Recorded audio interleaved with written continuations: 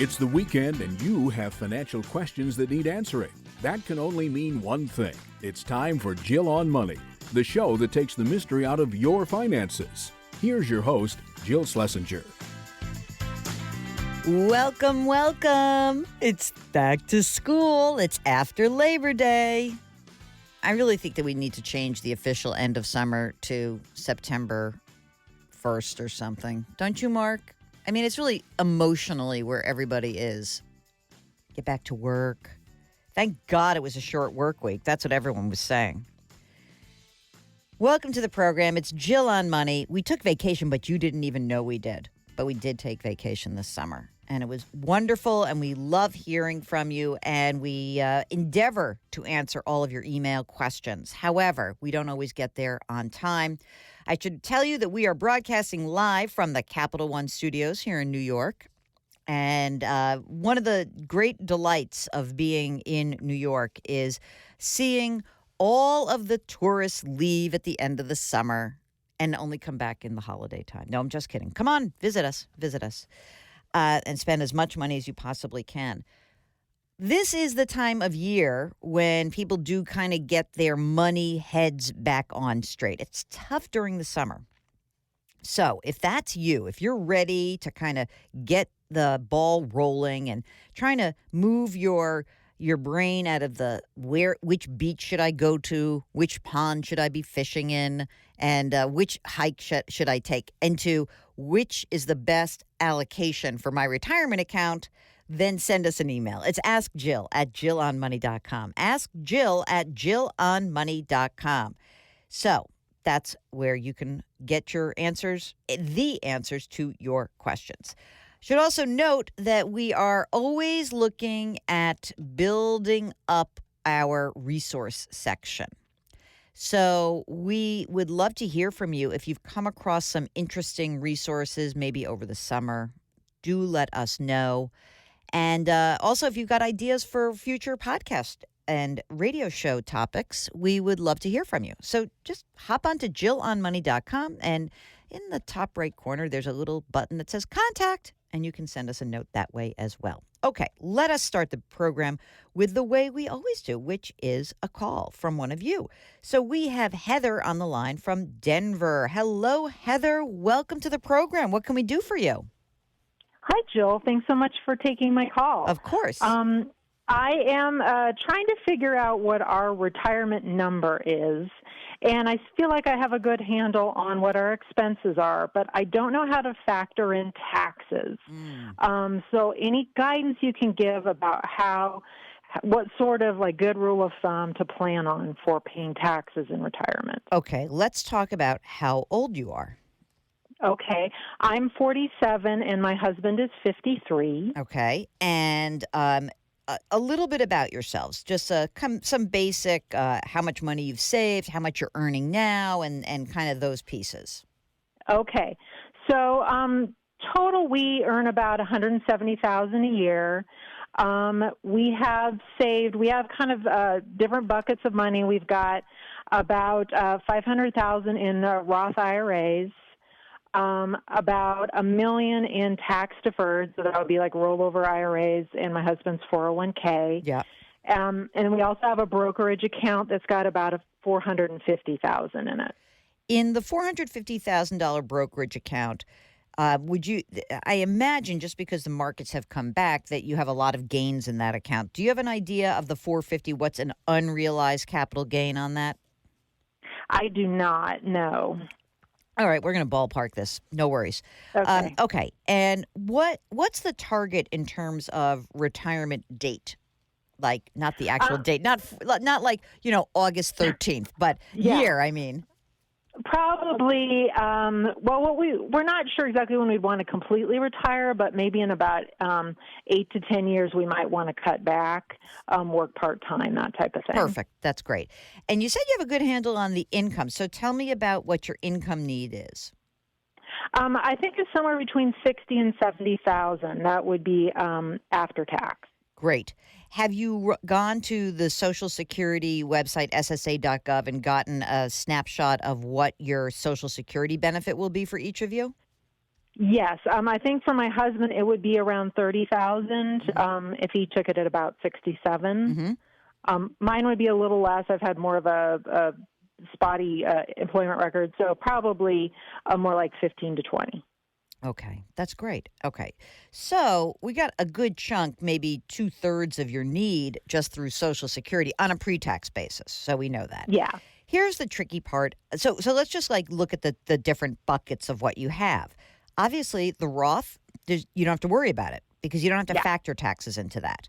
The brokerage account is capital gains, and I have to talk about right now because I think that we are in this very strange situation where we are in a low tax environment. However, Heather, maybe by the time you retire 20 years from now, taxes could be higher. And we don't like to do retirement planning based on what's the very best case scenario. We actually kind of want to look at the likelier case. So, okay, Roth we don't have to worry about. Brokerage account, there's two choices here. We could say, it's probably going to be taxed at capital gains, which, top rate is 23.8% right now.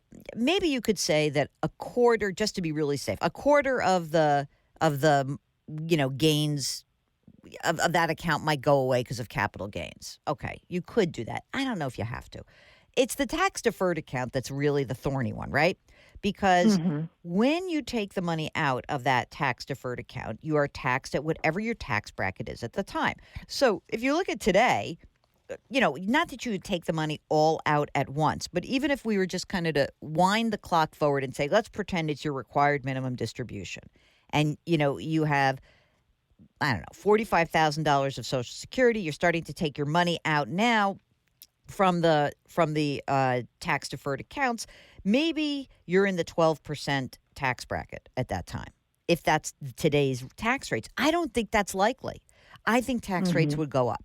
So I think maybe the safest way to build in the conservative assumption is to at least assume that your tax bracket would rise, or if in your case, kind of stay where it is, like your top bracket would be more like 22%.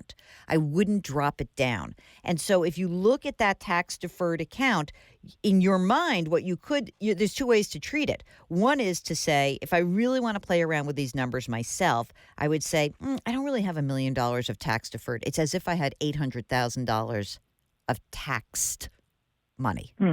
That's one way to think about it. The other way is to play around with the calculations a little bit. So I just want to wait. If you wouldn't mind, I just want to go to break very quickly. I'll come back to you because I want to talk through some other ways to think about the retirement planning process and maybe guide you with a couple of different ideas for calculators that might help you out. So hang on 1 second, Heather. We're going to go pay some bills. You are listening to Jill on Money. And by the way, we do have a sister broadcast. Our podcast is coincidentally called Jill on Money. Woohoo! You can get it on Apple, Stitcher, radio.com, Google Play, or go to our website, jillonmoney.com, and just click on the Listen tab. It's Jill on Money. More fun when we return. We'll be right back.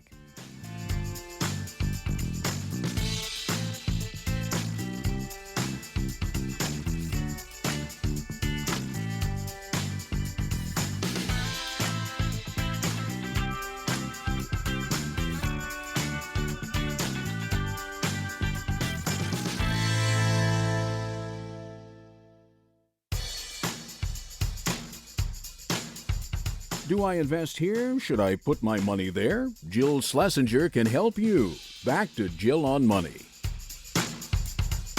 You're back. It's Jill on Money. If you've got a financial question, we'd love to hear from you. Our email address is askjill@jillonmoney.com.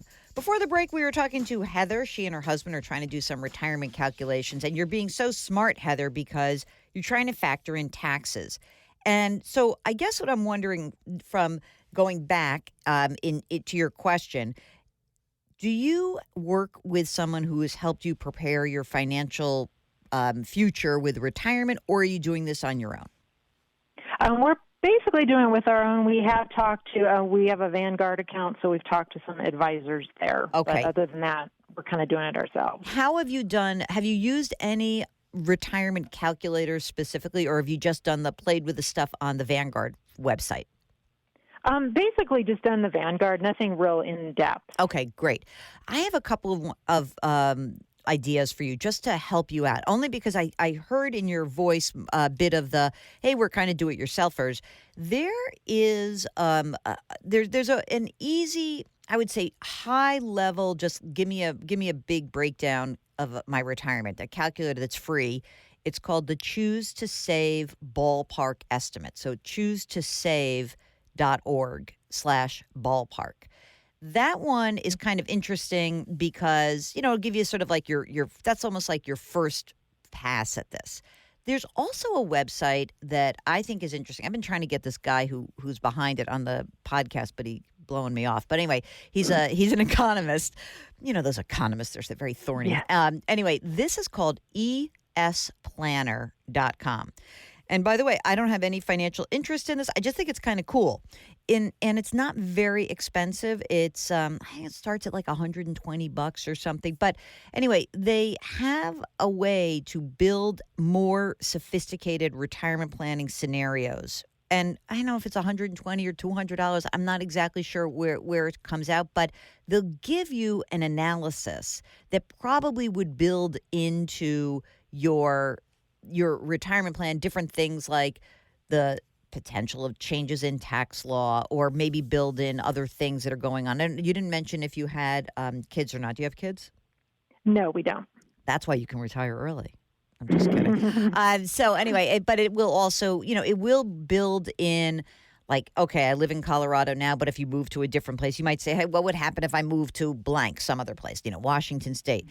So anyway, I think that one of the things that's cool about this is that it might give you a little bit more nuance, because that's what I think it sounds like you would like, with some of the tax-based decisions that could occur. So I think that one other thing to consider is, are you guys in the tax deferred accounts? Are any of those accounts just non-active? In other words, some are 401ks or 403bs. Is anything sitting in an IRA right now?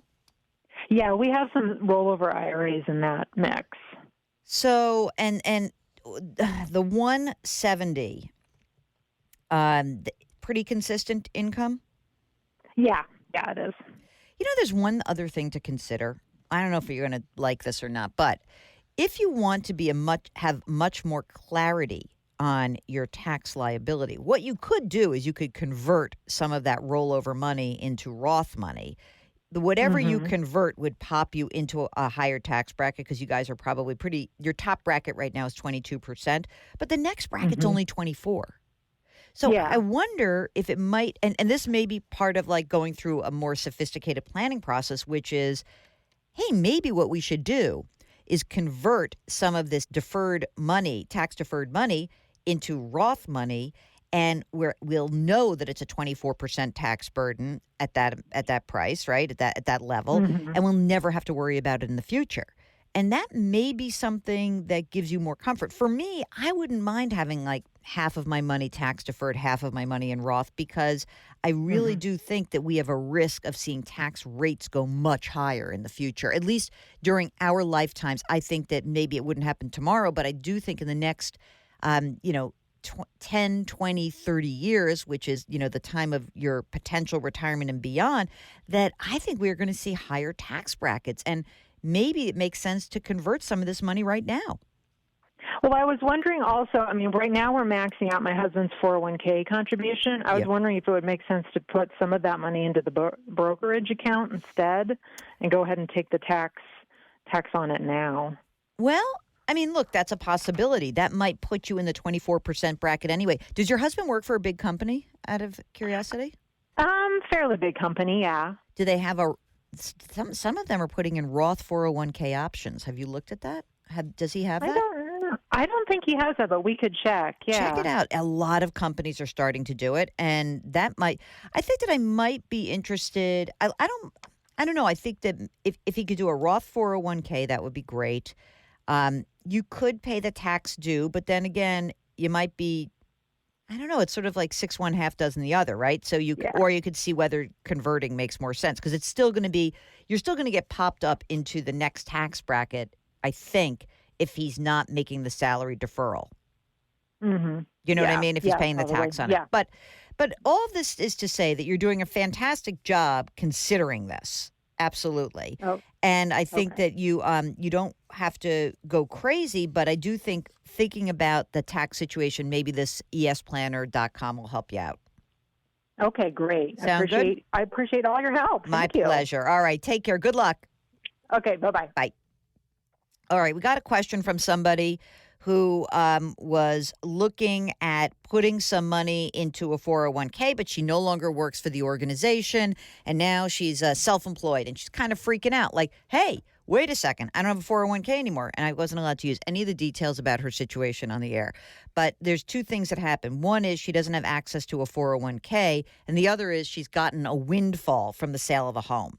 So I think what's really interesting is that a lot of people are going to see more self-employment income, maybe because they have side hustles, maybe because they're doing other stuff that's, that is where they're in charge of their own destinies, but they're leaving behind the 401k, the 403b, the traditional employer-sponsored plans. And a lot of people keep saying to me, like, well, I can only put, she's over 50. I can only put a little bit of money, $6,000 plus that $7,000 into an IRA.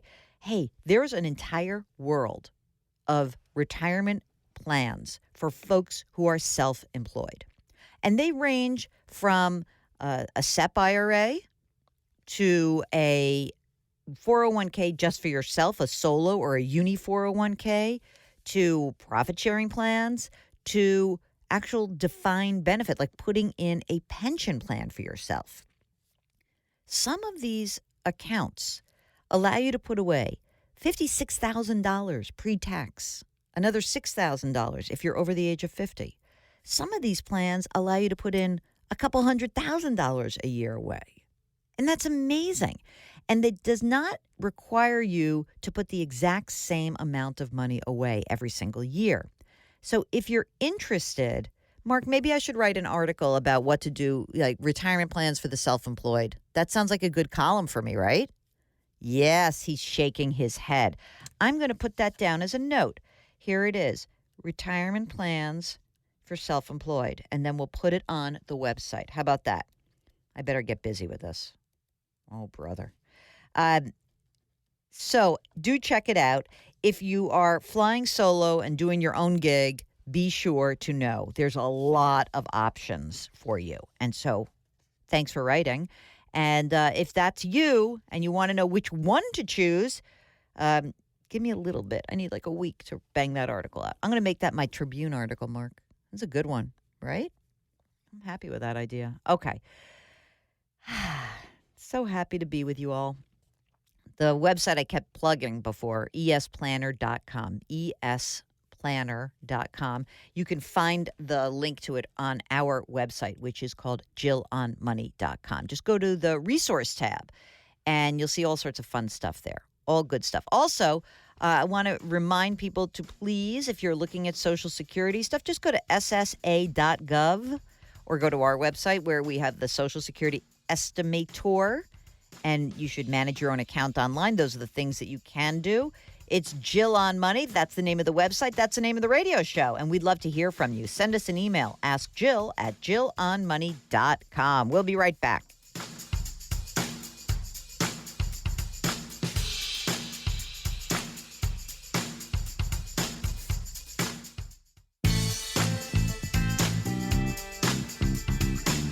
Back to Jill on Money, where Jill Schlesinger helps you take the mystery out of your finances.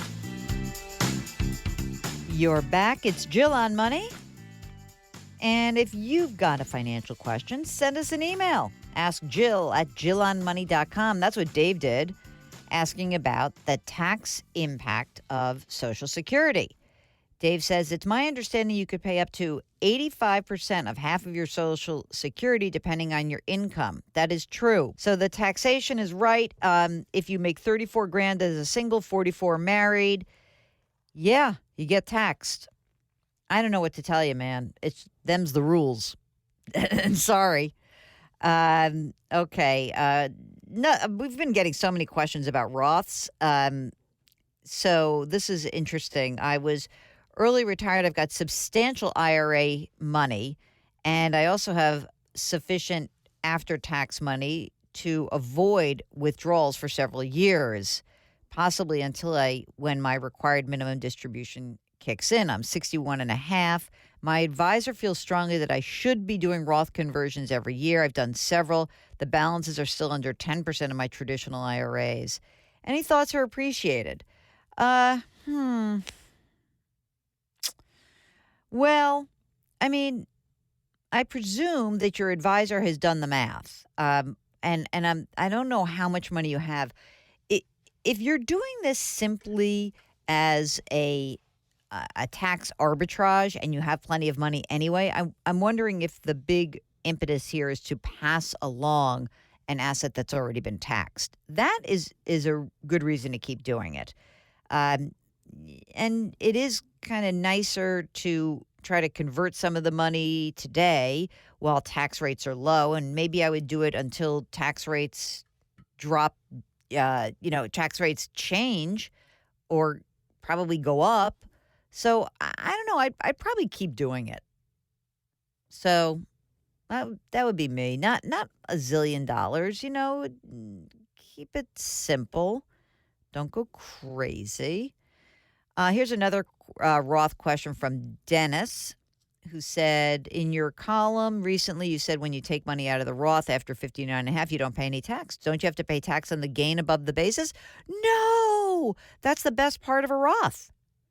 No, you don't. It's so great. So no, you don't need to.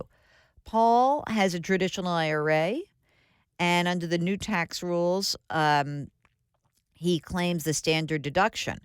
Can a person convert part of a traditional IRA to a Roth and still make a yearly contribution to a traditional? Or would it be better to just start a Roth and not get a federal and not get the tax deduction? You could convert, but why don't you just start using a Roth? I don't know how old you are, but why not just if you could, maybe just use a Roth going forward. And maybe if you have a Roth option on your retirement account, you would use that. Might be easier than starting to do the whole. It depends on how much money is involved. Here is a note from Kimberly, who's recently divorced. 36 years of marriage. I don't get this when people do this. But, I mean, the next one ain't going to be a lot better. There's no way. But maybe you wanted to. Anyway, listen to this. Kimberly says, I had to give away half of my retirement savings. This is divorce, man. It is financially horrible. That's a quadro, qualified domestic relations order. I want to. Will I be able to retire in 7 years? I don't know. How much money do you have? We need more details. Follow up to us, right? Pretty please? That would be great. All right. More questions. Let's see. Oh, Mark, I'm plowing through these. This is good. Lorenzo says, if I can put up 20 to 25% down payment on a house, should I do it in order to have a manageable monthly payment? We have cash set aside as an emergency reserve, and a large down payment would not affect us at this time. Should we just do the minimum and invest and save the difference? No, I put 20% down. That's like you get the best rates. I would do that. Absolutely. I really would. It's sort of best practice. Put the 20 down, go forward. Rick is a small business owner. He's got a number of part-time employees. Over the past year, I've had multiple instances where checks that were deposited via an app were then deposited via a bank or check cashing service. Huh? Some of these staffers don't have bank accounts, so direct deposit is not really an option for them. When I've asked my bank about the responsibilities of a duplicate deposit, they have no answer for me in terms of how to prevent this from happening again. I would like to know if you have heard of similar situations.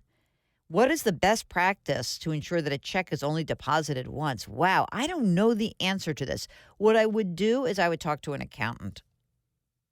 I think that would be important. Really. Okay, let's see. Margaret, I enjoy watching your Eye on Money segments on CBS. This morning, I'm looking for some direction on my student loan issue. I'm single, 51, no kids, making less than 70 grand a year. In the 1990s, I took out student loans totaling less than $40,000. However, over the years, I had to forbear payment for various reasons, making the total amount owed increase. By the time Navient received the loan, it was $47,000 at 6.5% interest. The payoff amount of approximately $64,000. I have it on a graduated repayment plan. The monthly amount is $318. It's interest only. In the next few years, this is going to increase significantly, and my income cannot sustain it. Oh, boy. I have 143 in retirement. I'm fully vested. I could request a hardship withdrawal. I know there are penalties. Do you think this would be a good move? My last payment for the student loan is 2040, year 2040, and I will be 72 years old. Oh, my God. So here's what I would want to know. A couple things. Do you have a home? Is that something that we could tap into? Maybe that would be an option. And maybe you would take some money out of the retirement plan. I need a little bit more info. So do you have a home that has some equity in it? Maybe we could use that. All right. Oh, boy. Student loans, they're killing me and you. All right, it's Jill on Money. Go to JillOnMoney.com. You can read, you can listen, you can watch, you can go check out all the resources, and you can buy the book, The Dumb Things Smart People Do With Their Money. 13 Ways to Right Your Financial Wrongs. We'll be right back.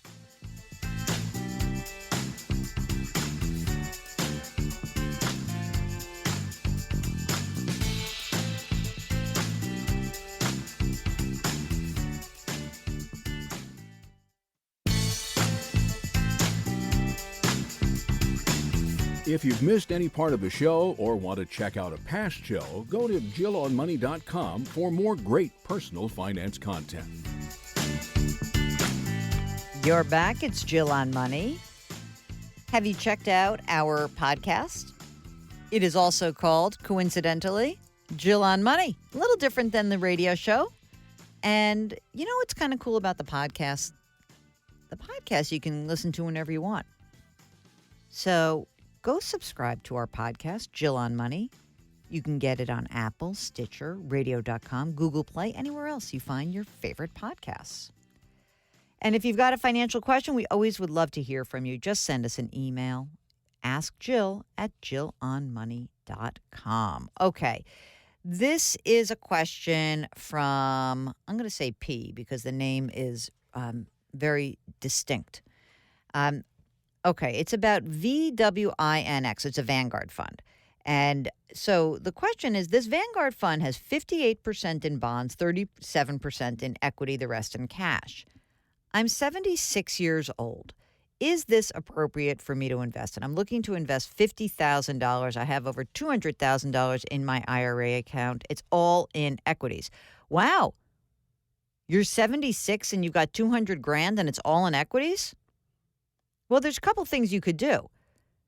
If you are already in a Vanguard account, why don't you just take a chunk of money, maybe half, and pop it into a bond market index? And that might be helpful. On the other hand, are you pulling a lot out of this fund? Are you just taking the required minimum distributions, or are you living on this in a bigger way? I need a little more information. I mean, yeah, this fund is fine to be 60-40, 60 bonds, 40% equity. On the other hand, if you never needed the money at all and you're just investing it for your heirs, then you could stay in an all stock portfolio. So we need a little more information. Okay. This is a email from Roy who's talking about salary parity. And so he says, when it comes to this topic and women catching up, two themes seem to drive the process: making sure that women learn how to negotiate better. Shout out to Megan Rapinoe for serving as a spokesperson and role model, and knowing the prevailing and appropriate range for what you do. The latter begins by building out a dynamic and supportive network. Think LinkedIn and attending events and conferences. You are right. Millennials are more comfortable sharing their information. It's the rest of us who need to follow their lead. Sending you my best, Roy. Hey, thanks, Roy. He's a career coach, by the way. So that's kind of cool. And I know him. I actually know that guy. So, but it's true. It's so hard. We old fogies. Sometimes it's difficult to share that kind of information. Okay, Barbara is 73. She's got income from Social Security plus retirement. An investment person has suggested a, quote, self-funded pension. He claims that for a small management fee, I could get income when the funds of the plan are up and just do nothing. That way my investment goes up but not down. Do you have any advice regarding this strategy? You know what we need is a sound effect, Mark.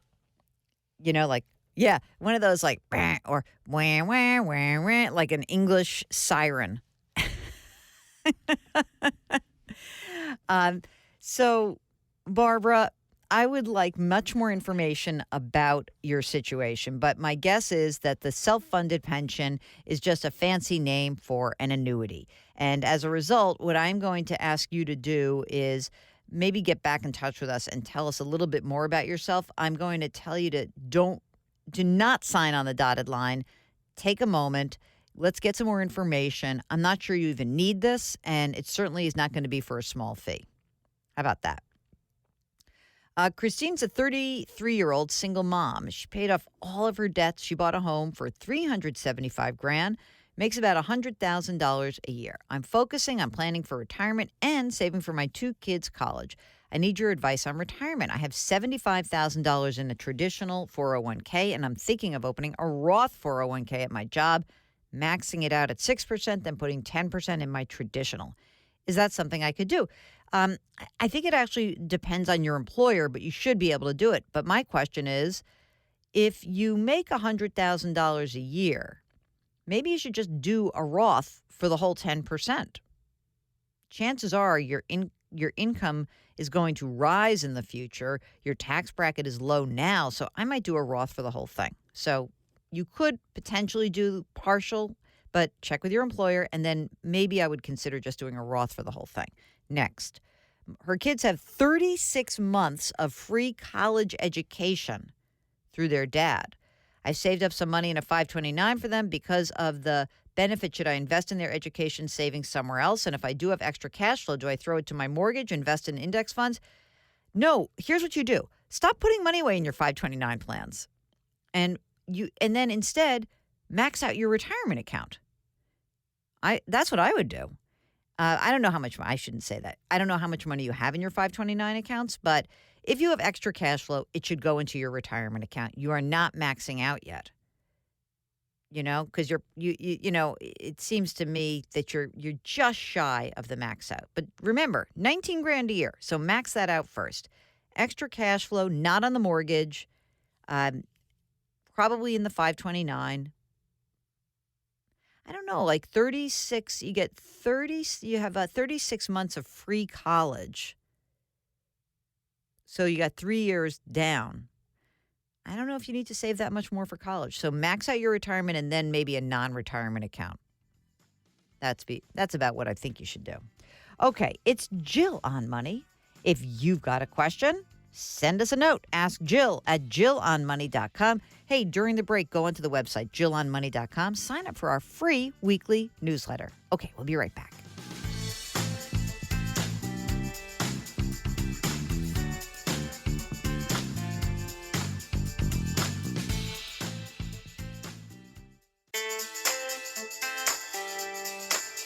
You're back. It's Jill on Money. Before we close out the hour here, get in a couple emails, one, maybe two. This is someone, Helen, who is writing in about the student loan scam that is just rampant. It's crazy. I mean, the sound of the voice on these messages is so real, it's kind of mind-blowing. So Helen says the information about student loan scams was excellent. Listen to this. She says, I got into one of these programs due to the lies and high-pressure sales techniques used by the representative. They told me I no longer had a plus loan, so they could reduce my loan amount. I lost one payment to these people, but managed to contact the loan holder, Navient, who confirmed I did have a plus loan, and I stopped the payment on the checks at the bank by filing a scam complaint. Thanks for the additional information you provided. Hey, everyone, really just pay close attention to this. It's rough. These scams are eerily real sounding. Here's a question. Is it allowable to withdraw from the principal part of my Roth IRA at age 56? I need some confirmation. Yeah, of course you can. It's not a problem. Yes, you can do this penalty-free, not a problem. You can always take that money out. And if you really are using I recently incurred a very high credit card debt due to a sudden illness, and paying the card off through this creative route is my best option. So penalty-free, absolutely, and go do it. I usually don't like having people tap their retirement accounts, but in this case, as you said, it's this sort of one-time event. It doesn't sound like you're going to get into this habit. So I think this is very good idea. And, listen, gang, if you have these real unique situations, why don't you let us know what's going on? Maybe we can come up with creative solutions like this. And maybe it's tapping some equity from your home, or maybe it's a refi. Maybe you have what you thought was a great rate, but now interest rates are moving in a different direction. So all these things to consider. So if you've got a question, give us a holler. Ask Jill at jillonmoney.com. And you can also go to the website, jillonmoney.com, click on the contact button, and we will get that note. All right, that's the end of the hour, but stay tuned. We've got a whole nother hour ahead. It's Jill on Money, and we will be right back.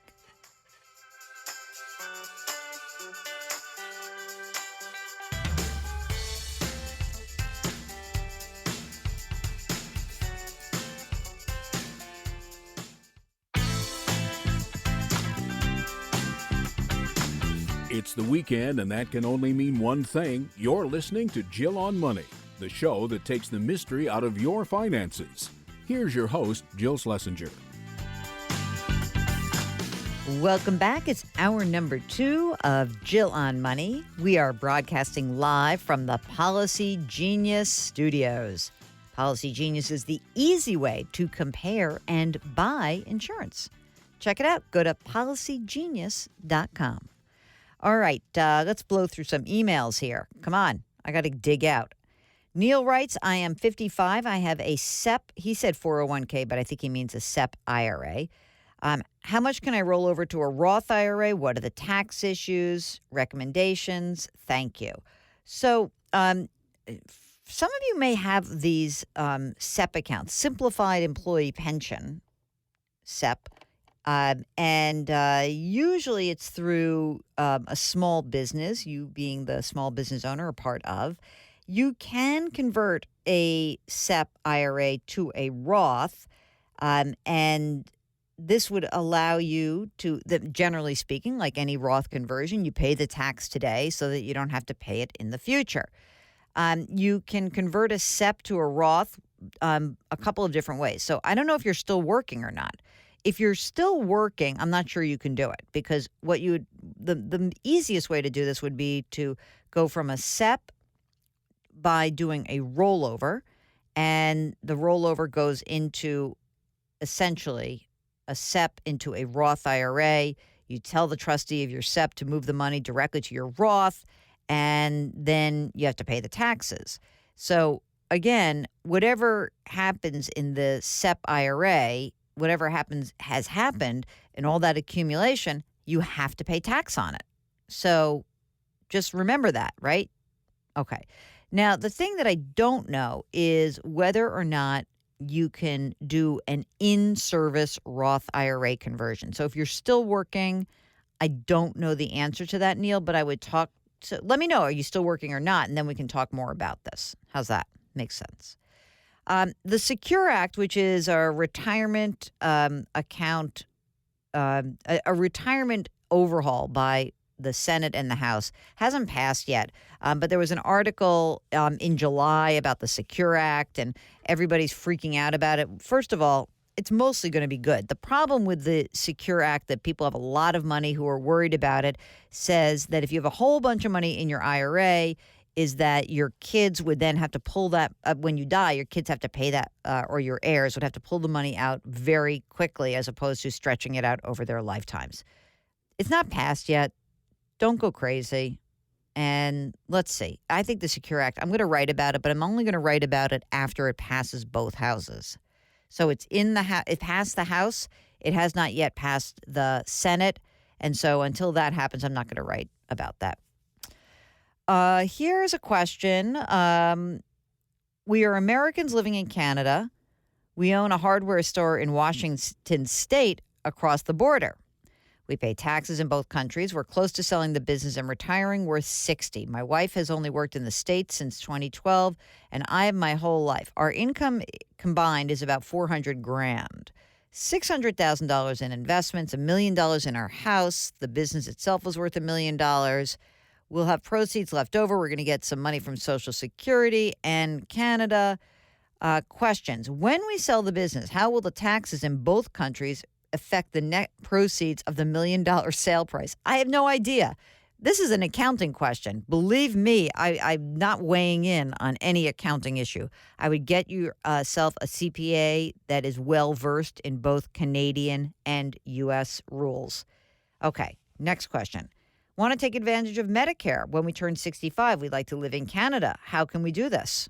I don't know if you can apply for Medicare unless you live in the United States. I mean, you're a citizen of the United States, but then if you're going to live in Canada, you can't use your Medicare in Canada. Wouldn't you have to come to the United States to do that? What kind of investments can we make? Yeah, you need a cross-border tax specialist. I'll tell you what. I'm going to send you the name of somebody in Canada who may be able to help you out. I met this guy who's a Canadian money manager. So I'll tell you what, Gordon, I'm going to get you his information. And I was very impressed with this guy. I just met him over the summer, very recently. So I'm going to and I think that's, I don't like to venture into the tax stuff. It always makes me nervous. David writes, I love the podcast. I hate to write this email, but I must. Somewhat coincidental to your last piece. The ship has sailed. The big D is upon us, and I'm sad. 4D divorce. It's amicable. The kids are past 18. It should be pretty clean. You never talk about the divorce topic, but just freaking out about what to do now financially, now that I'll be on my own. Where do I start? What do I do first? What do I think about now that I'll be single? Oh, my God. Feel free not to respond if you fear that this is too depressing. I want to hear your thoughts. Don't hate me because I'm the guy in this equation. I love guys in the equation. I just, if it's amicable, it's amicable. My friend once sent this great greeting card, and on the front it said, there's two sides to a divorce. Yours, and you open it up and inside it said, the a-holes. So it's always the other person. So it's amicable, don't worry. Okay, so here's the thing, David. You are starting over, so you need a financial plan. And to me, that is one of the smartest things you can do. Divorce can be financially devastating. It usually is. But you need a game plan to go forward. This just happened to a friend of mine, and I sat down with her, and we talked. She had a local financial planner. We went through the plan, and it's amazing how much peace of mind the planning process can provide. So I don't know where you live, but I'm very happy to help you out if you send me some more information. Okay? Albert writes, I recently found your show. I've learned so many helpful lessons. So I want to open the email by saying thank you. I'm 37, married. We have 2 children under the age of 4. A third on the way. Oh, my God.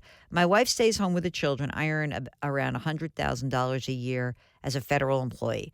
Our current savings include $210,000 in a 401k from an old job. And my wife has $30,000 in her Roth, and I have $30,000 in mine. Because I'm a new government employee, we have only $30,000 in our thrift savings plan. We have roughly 30% of our entire retirement savings in bond funds, 10% international stock, 60% in U.S. stock. I plan to work for 25 or 30 years. My wife and I are both savers, but with kids, we hope to decrease our savings rate and spend on children's education, family vacation. So here we go. What annual savings rate do you suggest we need moving forward to put us on a good path towards retirement? Would 15% be adequate? Should we try to get that higher? I don't know. If total savings is 20%, I think that's pretty good. Any help with VA accounts? Just start with a target date fund. It'll be easier that way. We have $200,000 left to pay on our house over the next 23 years. If we were to buy a new house, what do you recommend is roughly our monthly mortgage payment? Why do you need a new house? I think that what you would do is you would choose a mortgage payment that allowed you to put 20% of your money away. Total. That's what I would do. All right, Albert, thanks for writing. And hey, we are just getting rolling here. It's Jill on Money. You can go to JillOnMoney.com, and there you can read, listen, watch, and check out our resources. We're always looking for new ones, so if you've got some suggestions, let us know. Send us an email. Ask Jill at JillOnMoney.com. We'll be right back.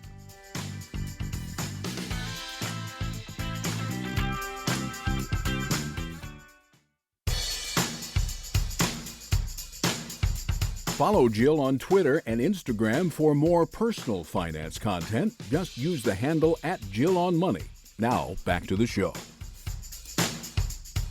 You're back. It's Jill on Money.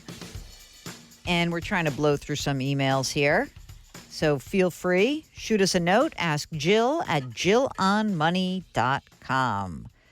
Okay. This note is actually a lengthy letter.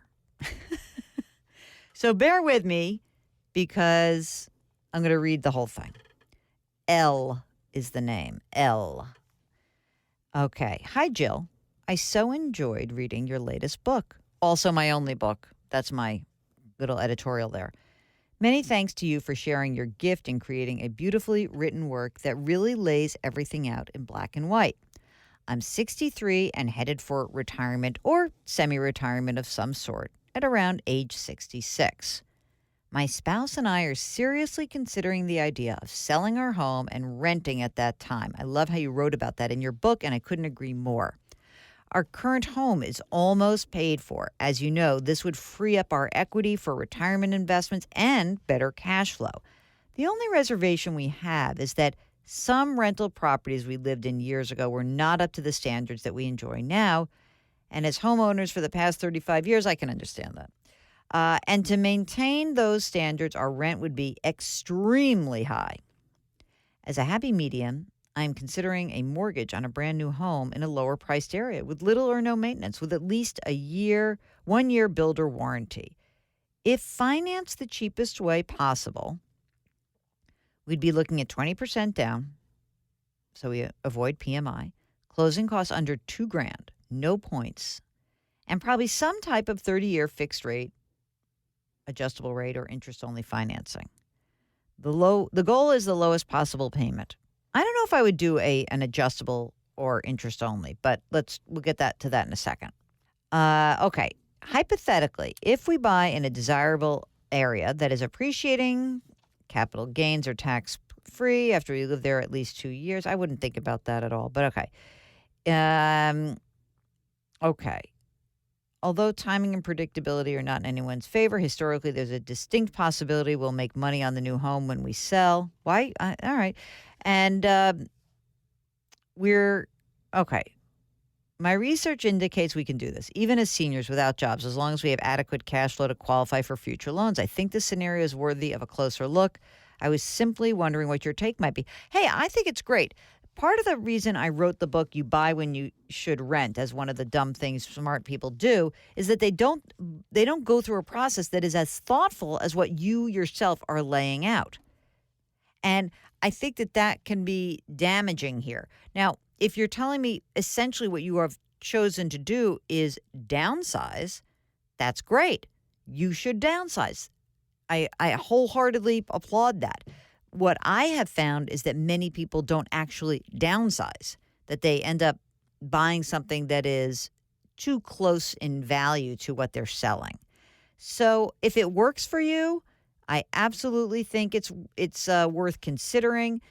The only caution I would kind of build into this is I don't know if I would necessarily count on any appreciation. I mean, if you got appreciation, great, but we wouldn't count on that. And I'm not sure, depending on where rates are at the time you actually pull the trigger on this, maybe it won't even be worth it to get an adjustable or an interest only. So let me know if I've missed something there, but I like the game plan. Okay, here is a note from Barbara, wants to change banks. She lives in Pennsylvania. What bank is the best? The banks that have FDIC insurance. So I just wonder if Barbara, what is the genesis of this question? Maybe that's the real question. You want to move banks. Do you have some CDs? You have rates. There's all sorts of banks. There's tons of different information out there. Depositaccounts.com is a wonderful place to look and compare the current rates. If you're comfortable banking online, that could be fine. You don't have to just limit yourself to a local bank. If you have access to a credit union, that could also be a good idea. So you may want to check that out. Okay, Laura writes, I just love your show. Wouldn't that sound better with Laura saying that? I mean, it really sounds awful when I say it myself. Okay, my son's 25 and is a mechanical engineer. He just started working 2 years ago, right after graduation. He makes about $75,000 right now. No expenses because he lives on a ship 9 months out of the year. Oh, my God. The only expenditure is a sailboat slip and yacht club membership. So $5,000 a year. No car payment, no credit card debt. He's got $80,000. He had $80,000 in student loans. He's since sliced that down to $50,000. And he intends to pay his student loans off entirely within the next 2 years. The company he works for is a union, so he's got amazing benefits. Already, I want to marry this guy. My question is, with his retirement projection summary, we wanted to know if there was more he could be doing. He's putting 5% in his 401k. They are matching 2.5%. And they are putting 6.6% in something called a defined contributions. Should he be putting more aside? Okay, so first of all, he could be putting away up to $19,000 into the 401k. Now, he doesn't have to do that. Maybe he should put in, let's say, 10% in his 401k and then also set up a Roth IRA. And just as long as he keeps 6 months of his living expenses socked away, that would be fine. But his living expenses are so low. So maybe I don't know. For him, you just said he's got $5,000 a year for the yacht club or whatever. So I think he should probably have $10,000 a year in his emergency reserve fund. That should be fine for him. I'd bump up my 401k and also do a Roth IRA. If they allow him to do a Roth 401k, he could just do that. But again, number one priority is to pay down that student loan debt. And presuming he could do that really quickly, he'll be able to max out his 401k in moments. I mean, it's amazing. So then we get into, using the Roth, which is great, and then starting to save outside of retirement. What an amazing story, though, huh? Okay. I just got a new bit of research out. And I know that this is something that you all probably do know already, which is that people care a lot about their benefits, but the most important benefit that they care about, healthcare. That's it. And, it's a funny thing because when we've been interviewing some folks about the FIRE movement, I think that one of the big issues that they are encountering is how do you pay for healthcare? And that's a big nut. So you better be factoring that in as you look at your future planning. That, to me, is going to be a major league issue for anyone. And we have that same question that comes up here when people talk about early retirement. What are you going to do until you get to age 65? That's when you can claim Social Security, Medicare. And what that should be your main goal. We had so many people who were offered early retirement, and it all looks great until you have to pay for health care. And then they're like, wait, I don't actually want to retire early because I want my health care. Oh, and by the way, making money, that's good too. Just a by the way. Okay, and here's a note from John, who writes that my mom passed away. I'm sorry. She had an ESOP, an employee stock ownership plan that he inherited. And he says, I've been trying to find information on this. I'm confused by the whole situation. What are my options, if any? I would like to take the money out and use it for a business. Is there a way to do this? It's worth about $100,000. This is a little bit of a quirky situation. So an ESOP, generally speaking, should allow, I think you can roll over an ESOP. I'm not 100% sure. You're going to have to go and talk to the people who run the program, find out if you can actually roll it over or whether you need to take a lump sum distribution from the account. But remember, when you do that, you're going to have to pay taxes. So just factor that in and decide whether or not you really want to do that. And is this really the best way to fund your business? Okay, you are listening to Jill on Money. If you've got a financial question, ask Jill at JillOnMoney.com. We'll be right back.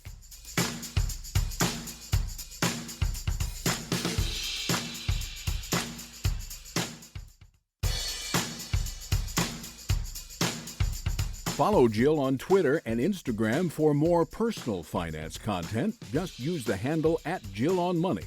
Now, back to the show. You're back. It's Jill on Money, and we are delighted that you are hanging with us. Mark has given me a Herculean task. I am about to get through 40 emails over the next hour. We're going to do some business. All right? Let's go. This is from Robert, who's 81. He's never found out his Fico score. He says, I'm sure it should be very good since I have no debt, whatever, and I always pay my bills on time. That may not be if you have no debt. It may actually not be as good as you think. How can I find out my figure without having to incur a fee? Okay, here are some places you can get your free FICO score. Discover Credit Card, American Express, these are all credit cards. So Discover Credit Scorecard, American Express credit cards, Citibank credit cards, Bank of America, Chase, Walmart credit card accounts, credit unions, and Ally Bank. Hopefully that you can get it there. Of course, if you don't actually need credit, it's just a score. It doesn't mean anything. Okay, Lori was listening to an interview I did on WBEN in Buffalo about claiming the $125 settlement from Equifax. She says, I quickly went on my computer to do this. Does this apply to everyone? The site asks you to input the last 6 digits of your social and your last name. Then you get a pop-up response. And it says, for her, you are not affected.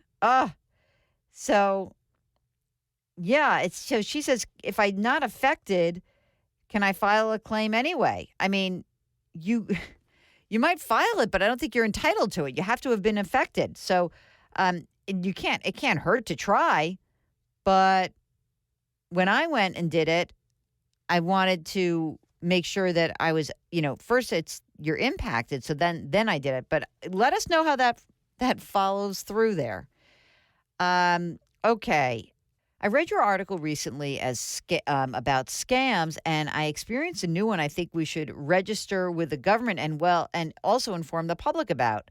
I'm not sure the FTC is the proper route to take. In a nutshell, I called DirecTV for service, and it's a total scam because they want you to pay to repair their service. And then it prompted a return call from DirecTV service department that turns out to be an attempt to rob my identity after asking for my social and my date of birth. How do I file a complaint with the government, and how do I make this public? The way you can do it is you can actually do it on the CFPB website, consumerfinance.gov, and then also on the FTC website, there is an ftc.gov complaint part.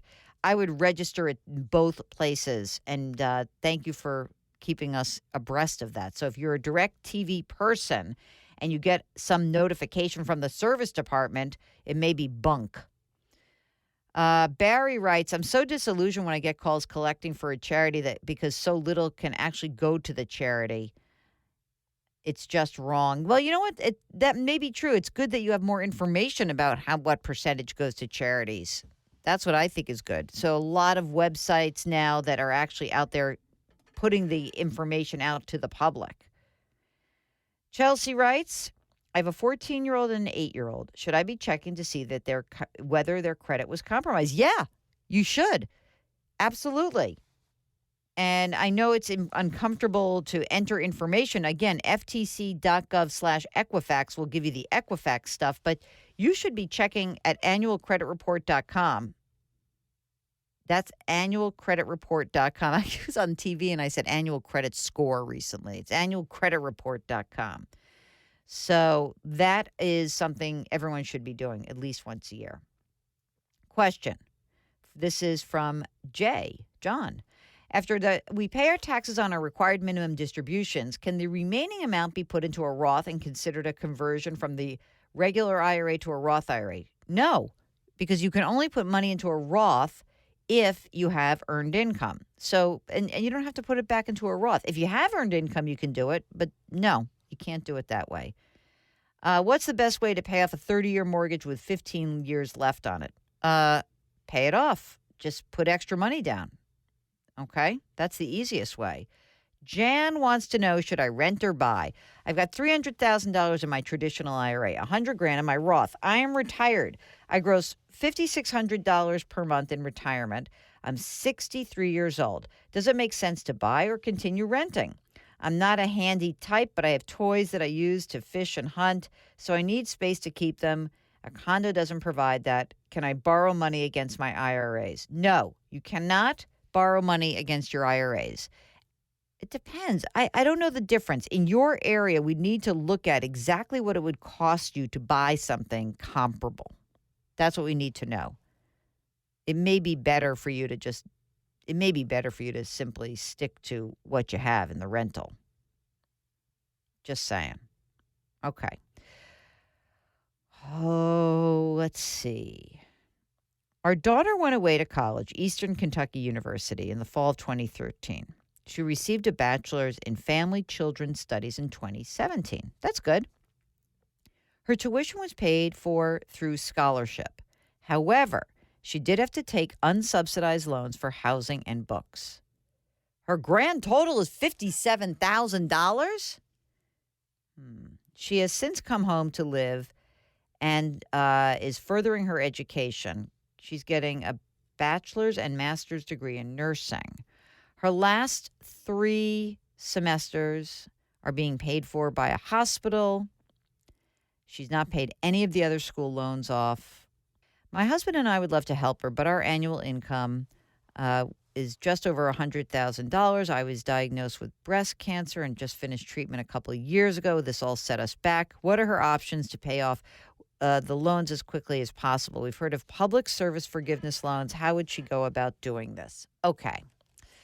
So if you are working in the public sector, the federal government has a way for you to potentially, and I want to just say very clearly, potentially, because it's not always the same, to get loan forgiveness. There was actually a recent article in the paper that described just how hard it was to qualify. So go to studentaid.ed.gov, and then when you click on, there'll be a number of links, and you will look for public service loan forgiveness and check it out there. I hope that helps. It's Jill on Money. If you've got a financial question, send an email. Ask Jill at jillonmoney.com, or go to the website and just click Contact Us. It's the button on the top right. Okay, we'll be right back.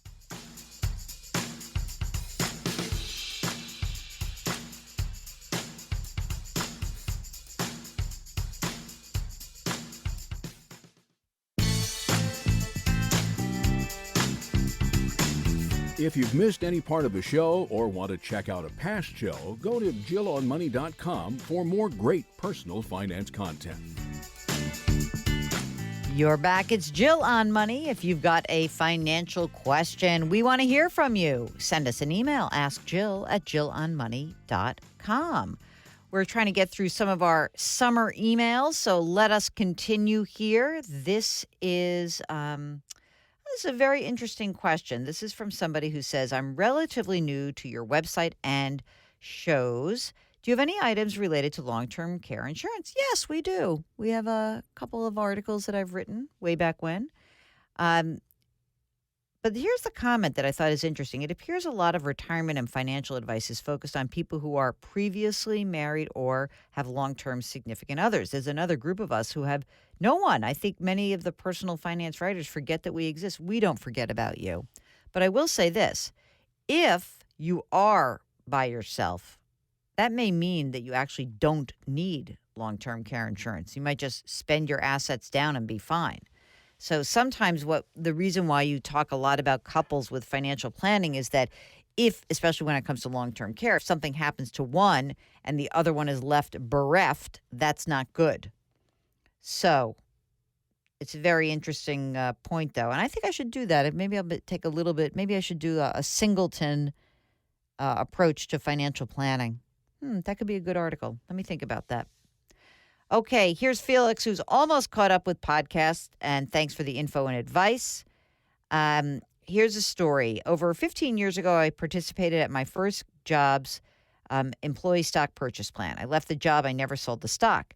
Recently, I looked again at the account that holds the plan, and I find that its value has grown significantly. The average share price went from $30 purchase price to the current stock price of over $300. Ding, ding, ding. According to the E-Trade account, there's over $150,000 of unrealized gains.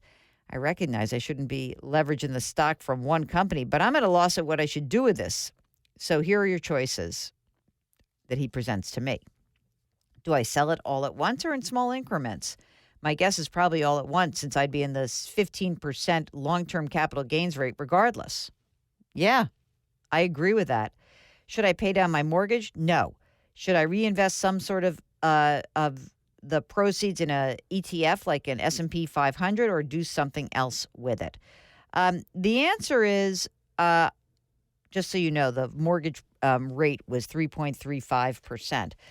So I would say that you should just create a non-retirement general investment account. You can use ETFs, but it should be a little bit more diversified than just one S&P 500 fund or ETF. And so I would say that it is truly a gift that you did not get shellacked on this position. So be careful to ensure that you have a diversified portfolio. And I think that that's it. Just double check with if you have someone do your taxes, I would just double check on your calculations to make sure that you are in the 15%. You might be, up, and that might pop you up into some other categories. Just make sure you're withholding enough money. That's what I would say. Here's a follow-up to a question about putting down 20% on a mortgage. And the question was, should you put in 20, 25%? And I said 20%. And the follow-up is, I'm thinking about borrowing against a CD I have with a bank and using that loan as my down payment for the home that we will eventually buy. What? Just use the CD proceeds, sell it. I mean, unless there's a big fee. No borrowing, no leverage to leverage. When you're coming up with these little funny workarounds, generally speaking, choose the simplest approach. It really is going to get you where you want to go. Rosemary wants to know about application for Social Security. Okay. She retired in 2018, and she got her first Social Security check a little bit after that. And she says, I just received a notice from Social Security that they need to get $7,200 back because she made too much money. Oh, she must have retired early and then started claiming this. I understand I can't make more than about $14,000 a year once I was on Social Security because I was 64 when I retired. So, yeah, you can't go back in time, but you should not have applied for Social Security if you could have afforded not to, right, until you are your full retirement age. When you take early Social Security, as early as 62, but until your full retirement age, which would probably be about 66, you are subject to that earnings test. And if you wait till your full retirement age, that goes away. So the clarification that you're seeking is essentially, it would have been better to wait, but I don't know if you could have waited. I think that's the other question, because sometimes we don't know. I mean, I don't know all the details of your financial situation. It may not have been possible for you. But you can't go back in time either. So there's that. Okay. How much my time? 1 minute. Okay. My son-in-law is a French citizen. He lives and works in the U.S. He and my daughter considered buying a home. In the process, he discovered he has a lock on his financial information from TransUnion. His bank told him that he can't check his credit score with TransUnion. There's a lock on it. Did he put the lock on the account? Did he freeze his account? All he has to do is essentially unfreeze the account. He does that directly with TransUnion. So see if he can do that. It's a freeze, not a lock. And he should be able to do it himself. You're listening to Jill on Money. When we return, we're going to get back to your questions. While we're on our break, go to JillOnMoney.com. Listen to past shows and check out our resource section. And please let us know if we should add something cool to that resource section. It's JillOnMoney.com. We'll be right back.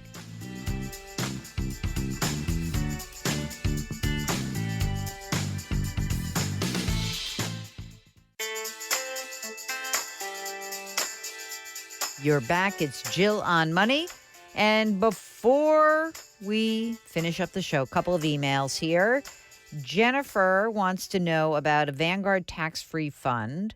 If I put money in a tax-free fund, do I get 1030 at tax time? I don't even know what that means. I think you mean a different tax form. Okay. If you're in a tax-free fund, then you will not pay taxes. You'll get a form, but it'll say that you don't have to pay taxes. So there, you got that. That's easy. Ron keeps hearing a bill is currently in Congress to make IRAs more expensive for those that inherit them by increasing the taxable income bill. Is there truth to that? There are two bills that are going through Washington, D.C. One has already passed the House. The other one's in the Senate. The rule is going to basically is one where you would be forced to pull money out of a retirement account within 5 years of the person's death, as opposed to, or 2 years or 3 years, whatever they decide on, as opposed to over the course of your life. So it would make it more expensive for people who inherit those IRAs, especially if there's tons of money in them. And here's a note from Sandra, who's 71, single, retired, although she writes, I occasionally take on contract work in the pharma industry. I have a small Roth account with a couple of others. I want to know, can I still contribute to the Roth from current earnings? Yes, you can. What a beautiful thing, right? It's fantastic. And if you've got earned income, you can keep putting money into that Roth account. So that's fantastic. And finally, Penny writes, I love your segments on CBS This Morning. I've run so many credit reports. I used to be a property manager. I'm now retired. One of the frequent issues was unreturned cable boxes. People moved out, turned off the service, never returned the box, and the cable companies never removed this from your credit report. So, hey, check it out. Please do that. Thanks for that note, Penny. And thank you for listening. It's been a great program. Jill on Money, where we have been broadcasting live from the Policy Genius studios. Don't forget, Policy Genius is the easy way to compare and buy insurance. You can go to policygenius.com. And if you have a question during the week, don't forget, we're always checking the email account. Ask Jill at JillOnMoney.com is our email address. Thanks for listening, and we'll chat with you next week.